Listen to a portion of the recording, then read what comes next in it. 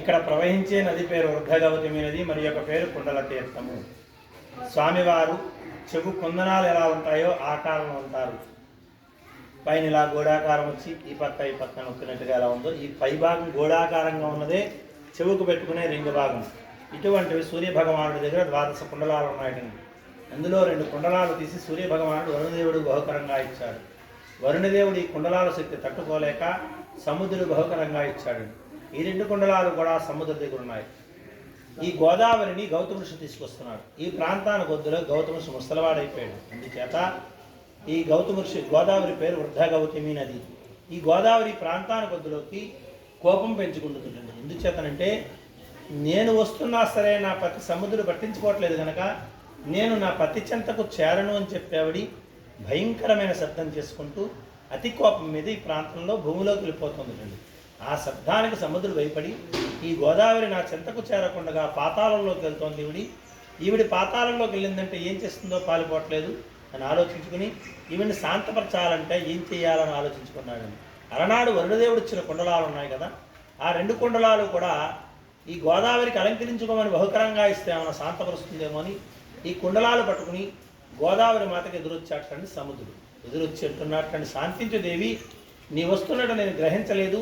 ఈ 2 కుండలాలు కూడా నీవు అలంకరించుకుంటే నేను చూడాలనుంది అనగానే అప్పుడు గోదావరి మాత అంటోంది, నాదా ఈ కుండలాలు నేను అలంకరించుకోవడం కాదు, ప్రతి నిత్యము కూడా పూజకు ప్రయోగం చేయాలి అనగానే అప్పుడు సముద్రుడు అడిగినట్టండి, దేవి పార్వతీ పరమేశ్వరుడు ప్రతినిత్యము ఏ ప్రాంతంలో అయితే సంచరించదరో ఆ ప్రాంతంలో ఈ 2 కుండలాలని కూడా పూజకు వేట్ చేస్తే బాగుంటుంది అనగానే అప్పుడు గోదావరి మాత అంటుంది, నాథ మనమిద్దరము ఈ ప్రాంతంలో కలుసుకున్నాం కనుక ఇదే ప్రాంతంలో పార్వతీ పరమేశ్వరుడు ప్రతినిత్యము సంచరించగలరు కనుక ఈ ప్రాంతంలోని 2 కుండలాలని కూడా పూజకు వేట్ చేస్తే బాగుంటుంది అని చెప్పి ఈ గోదావరి మాత 2 కుండలాలని కూడా గౌతమ ఋషి ఇచ్చంటోంది, మునుమరియా ఈ 2 కుండలాలు కూడా ప్రతినిత్యము పూజకు వేట్ చేయవయ్యా అనగానే ఈ గౌతమ ఋషి ఈ కుండలాలని ప్రతిష్ఠించాలంటే నదీ స్నానం చేయాలి కనుక ఆయన తీసుకొచ్చిన గోదావరిలోనే స్నానం చేయగానే ఆయనకి వృద్ధాప్యం పోయి యవ్వనం వయసు వచ్చిందటండి. అందుచేత ఈ గోదావరికి ఈ ప్రాంతం వరకు వృద్ధగౌతమి నది,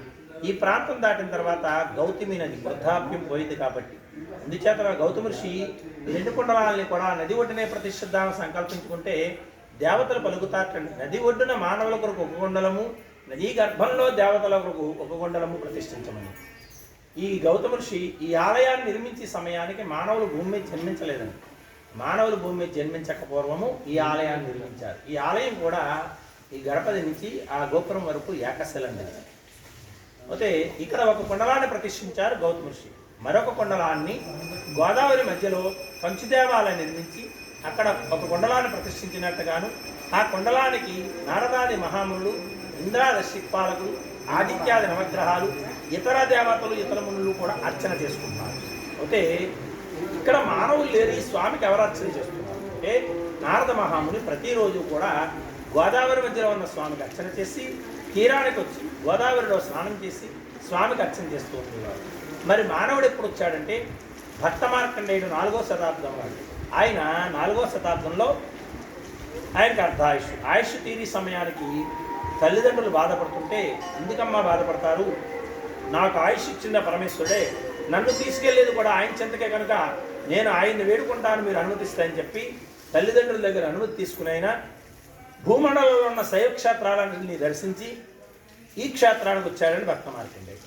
ఈ క్షేత్రానికి వచ్చి గోదావరిలో స్నానం చేసి ఈ స్వామిని అర్చన చేసుకుని ఈ కుండలేశ్వర స్వామిని పట్టుకుని కొన్ని అష్టకాలు వర్ణించాడండి భక్త మార్కండేయుడు. ఈ అష్టకాలు వర్ణిస్తే 8వ శతాబ్దంలో ఆదిశంకరాచార్యుల వారు ఈ క్షేత్రానికి వచ్చారు. నడిచొచ్చే దేవుడని మనం తెలుసుకుంటున్నాం. ఆయన ఈ క్షేత్రానికి వచ్చి ఈ గోదావరిలో స్నానం చేసి ఈ స్వామికి అర్చన చేసుకుని భక్త మార్కండేయుడు వర్ణించిన 8 అష్టకాలని కూడా లిఖితపూర్వకంగా రాశారండి. అవే చంద్రశేఖరాష్టకాలు. చంద్రశేఖరాష్టకాల్లో 8 శ్లోకాలు ఉంటాయి. ఈ స్వామి గురించి అందులో 4వ శ్లోకం ఉంటుంది.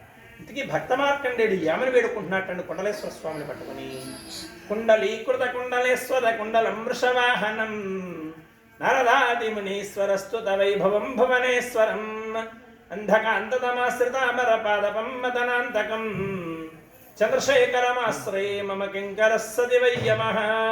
ఓ కుండలాకారంలో ఉండే కుండలేశ్వర స్వామి, వృషభవాహనుడు వేయున్నావయ్యా, నారదాది మహాముని చేత రక్షించబడుతున్నావయ్యా. అంధకాంతక రాక్షసులు శివభక్తులను సంహరిస్తుంటే ఆ రాక్షసులను సంహరించావయ్యా. ఈ యమకింకరుల నుండి నన్ను కాపాడలేవేటయ్యా అని కుండలేశ్వర స్వామిని పట్టుకుని భక్త మార్కండేయుడు వేడుకున్నాడని. అంతేకాకుండా ఈ 15వ శతాబ్దంలో శ్రీకృష్ణదేవరాయల పరిపాలనలో ఆస్థాన కవిగా శ్రీనాథ మహాకవి ఉండేవారు. ఆ శ్రీనాథ మహాకవి క్షేత్రానికి వచ్చి ఈ గోదావరిలో స్నానం చేసి ఈ స్వామికి అర్చన చేసుకుని ఇక్కడ నుండి కాశీ వెళ్ళైన కాశీ నదిలో స్నానం చేసి విశ్వేశ్వరుడికి అర్చన చేసుకుని కాశీఖండాన్ని తెలుగులో రాశారండి. తెలుగులో రాస్తూ కాశీలో ఉన్న విశ్వేశ్వరుడితో సమానమైన కుండలేశ్వర స్వామి అని కాశీఖండంలో రాశారండి. అంతేకాకుండా ఇప్పటి వరకు నేను చెప్పినవన్నీ కూడా శ్రీనాథ మహాకాశీఖండంలో వర్ణించడం జరిగిందండి.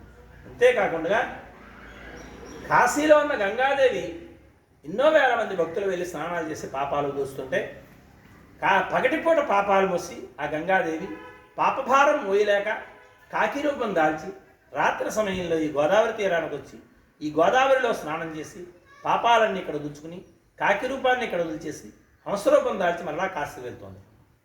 అంతేకాకుండా మన భూమండలంలో ఉన్న పుణ్య నదులన్నీ కూడా పగటిపూట పాపాలు మోసి రాత్రి సమయంలో ఈ గోదావరి తీరానికి వచ్చి ఈ గోదావరిలో స్నానం చేసి పాపాలన్నీ ఇక్కడ వదులుచుకుని వెళ్తున్నాయి. అలాగే ఈ ఆలయానికి వచ్చే భక్తులందరూ కూడా ఈ గోదావరిలో స్నానం చేసి పాపాలు వదులుచుకుని స్వామిని దర్శనం చేసుకుంటారు.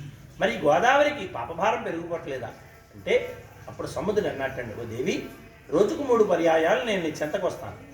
నీ చెంతకు వచ్చినప్పుడల్లా నీ దగ్గర ఉన్న పాపాలన్నీ నేను తీసుకెళ్ళిపోతుంటాను. అందుచేత ఈ గోదావరికి పర్యాయానికి ఒకసారి పునీతం అవుతుందని మోక్షం చెందుతోంది. అందుచేతనే మన భూమండలంలో ఉన్న పుణ్య నదులన్నింటికి కూడా 12 సంవత్సరాలకు ఒకసారి పుష్కరాలు వస్తే